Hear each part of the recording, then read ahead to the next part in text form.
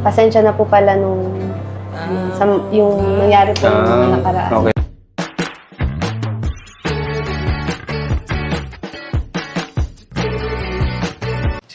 Si Kuya Jens, ano yan, reactor natin yan. Official reactor. Hello mga kalingap! Welcome back sa aking YouTube channel, Kuya Jens. So kung bago lang sa aking YouTube channel, huwag niyo pong kalimutan mag-subscribe at click the bell button para like updated sa ating mga bago upload na video. At huwag po natin kalimutan suportahan ng Butim Kalingap sa pangunguna ni Kuya Val Santos Matubang, Ate Edna Vlog at syempre Kalingap Rob. At pakisuportahan din po ang aming mga kasamahan sa Butim Kalingap. Nandyan po ang K-Boys, Kalingap Partner, Kalingap Reactor at lahat po ng charity vlogger sa buong Pilipinas sa tumutulong sa mga kababayan nating na lahat may hirap. Suportahan po nating lahat guys. So ngayong araw mga Kalingap ay ito na po ang isa sa pinaka-inaabangan din po ng mga taga-suporta at nagmamahal sa Fran Joy, kay Fran at kay Joy Diwata mga Kalingap, na ito na po nagbabalik na po muli sa serye. At alam ko po mga Kalingap, marami rin pong nag-aabang na magkausap din po ng masinsinan at ng personal si Kalingap Rob at si Joy Diwata. Kasi kung maalala po ninyo mga Kalingap, bago po nahinto or after yata ay nahinto yung after nahinto yung Fran Joy, ay nagkaroon po mga Kalingap na mga issue na may kaugnayan po sa mga malalapit na kaanak mga Kalingap ng ating beneficiary. At ayun nga po mga Kalingap, yun nga po ay medyo naging matagal na usapin po yun nung nakaraan. At marami pong nagsalita, marami pong nagbigay ng reaksyon. Pero ayun nga po mga Kalingap, ang importante po mga Kalingap ay last year pa naman po mga Kalingap, alam na natin na personal na rin pong humingi ng paumanhin si Joy Diwata kay Rob sa pamamagitan ng message ata yun or call, di ko lang maalala kung ano, basta okay na po. Last year pa okay na, pero this time personal na po nagkausap si Joy Diwata at si Kalingap Rob. At yan ang ating panonoorin mga Kalingap. Mamaya pag-usapan din po natin ang muling pagbabalik ng inaabangan ng mga nagmamahal sumusuporta kay Joy at kay Fran.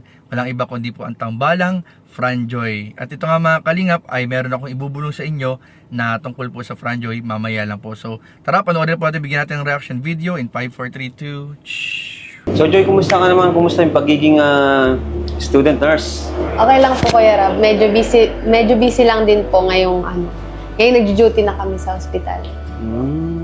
Kita ko nga na talagang no? Pero ganun pa man, kahit busy ka pag may mga event, andun pa rin yung suporta mo sa Kalingap. No? Pag kaya ko po ng schedule, pag free naman po ako, napunta po talaga ako. Yan, thank you.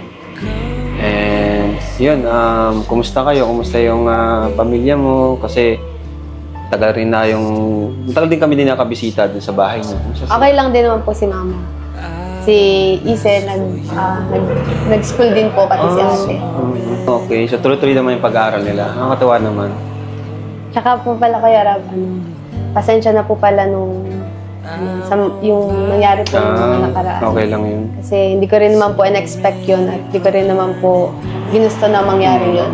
Ano yun, kumbaga, hindi naman kita sinisisi doon. Hindi naman nagbago yung pagtingin ko sa'yo kasi yun nga, sabi ko, hindi mo naman kasalanan din.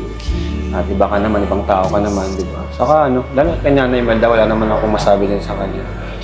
At ako naman din naman ako nagtatanim din ng sama ng no?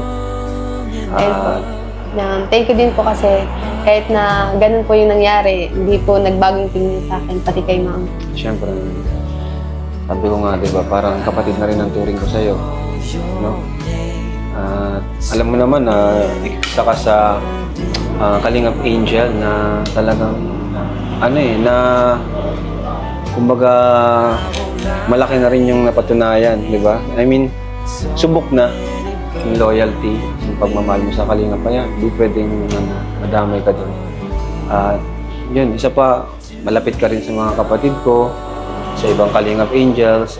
At nakita ko rin yung support mo sa akin sa Team Kalingap. Kahit tahimik ka lang, di mo masyadong napapakita.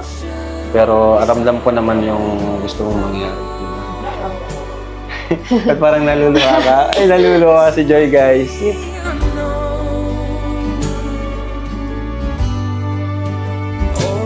Hindi, okay lang yun, Joy. Nangyayari talaga yung mga ganung bagay. Pero wag kang wag mong isipin na wag kang mailang sa akin. Hindi naman nagbabago yung ko sa inyo. Saka ikaw yung unang Kalingap Angel, di ba? Ikaw yung di ka pwedeng mawala. Di ba? Pero yung sinabi mo din man dati na di ka alis sa Kalingap, Opo. di ba? Di naman nagbago yun. Ayan. So marami na tayong pinagdaanan kasama si Joy. Kaya yun po, salamat po sa inyo. At sa patuloy na nagsusuporta kay Joy, thank you. Yan. Sa mga iba naman po na medyo nagbago yung wag niyo pong wag pong magbago ang tingin niyo kay Joy. Ano po kasi kilala naman namin si Joy lalo na off-cam. So ayun po mga Kalingap, at napanood nga po natin yung masinsinang pag-uusap ni Kalingap Rob at ni Joy Diwata patungkol po dun sa mga nangyari po bago matapos yung taon, nung nakaraang taon, na mga issue na may kaugnayan po sa isang kaanak ni Joy at kay Kalingap Rob. At ayun nga po mga Kalingap, sa wakas po ay okay na. Okay na po. At ako naman mga Kalingap, ako personal, believe din talaga ako kay Joy Diwata, kasi kahit ganun yung nangyari, kahit naipit siya sa mga nangyari, ay hindi pa rin nawala yung respeto ni Joy Diwata kay Kalingap Rob sa Team Kalingap. At andun yung pagpapakumbaba ni Joy Diwata po mga Kalingap, para kahit na in behalf po nung kanyang kaanak, ay siya na mismo yung humihingi ng paumanhin at pasensya sa nangyari o nagawa man nun. At ayun po, okay na po si Kalingap Rob. Ang kagandahan naman kay Kalingap Rob, kahit po last year naman mga Kalingap, hindi naman po nagtanim ng sama ng loob si Kalingap Rob, at willing na magpatawad palagi. Lalo na mga Kalingap, syempre si Joy Diwata na itinuturing ng kapamilya at kaanak ng mga matubang, na syempre si Kalingap Rob, may mga beneficiary talaga, ang turing niya na po dyan ay parang mga sarili na rin kapatid kong ituring. Kaya hindi po ganun na mahirap magpatawad pag si Kalingap Rob talaga, napakabait ng puso at tawag dito, yung madali siyang patawad talaga, lalo sa mga taong nagpapakumbaba at humingi ng paumanhin. Pero ayun po, alam naman natin mga Kalingap na wala naman pong kasalanan talaga dyan si Joy. Pero ayun, nakakabilib pa rin kasi siya pa rin yung parang lumapit at humingi ng paumanhin. So saludo pa rin tayo kay Joy Diwata kahit anong mangyari. Yan pa rin yung ating pagsuporta. At sana sa mga taga-suporta ni Joy Diwata, patuloy lang po natin suportahan si Joy, at syempre po ang Fran Joy at ang mga upcoming pang serye po nila. Lalong lalo na mga Kalingap, ang Fran Joy po ay ito mga Kalingap, alam ko last year may mga narinig na kayong mga bulong na ganito, pero marami na rin ako nasaksihan mga Kalingap na ang Fran Joy po talaga ay kahit walang camera, off cam, walang vlog, ay madalas magkita. Minsan nakakasalubong ko pa sila sa SM na nagdi-date.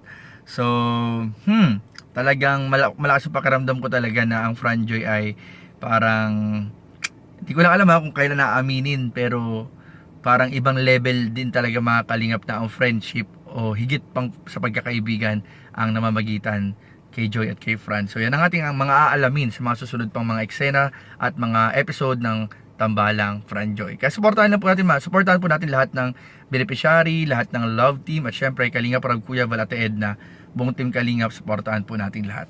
So yun lamang po, at maraming po salamat sa panonood. Please don't forget to like, comment, share, and subscribe sa ating mga video. Maraming po salamat. God bless. Bye-bye.